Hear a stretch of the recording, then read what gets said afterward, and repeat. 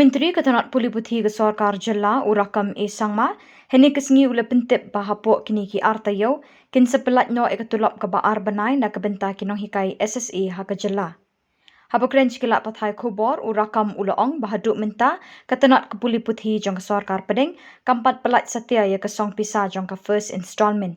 Kumta ki khmi linti basyen kan Pyllait Noh kini ki khendiat sngi banwan. Ula pyntip ru baka sorkar kala dep ru ban Pyllait ya ke pisa lingba ke PM-Poshan na ke bynta ban siu ya ki nong tri jongki.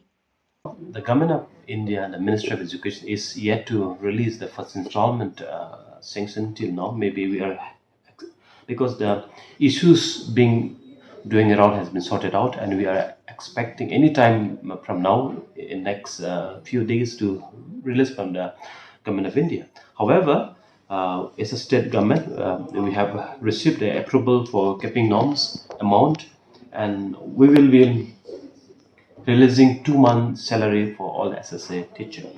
And also we have already received the PM-Poshan, that means midday meal fund, and for cook come helpers under from April to June 2023.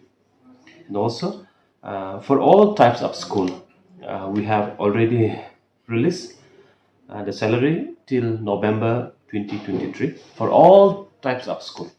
It's responsible of the government to, and always teachers on our priority. We are doing our best, and we are releasing, the state government is releasing the 2 months salary very soon, and within a week times from now. And once we receive the what you call the first installment from the Ministry of Education under SSA fund, I think we'll be able to do what the pending is.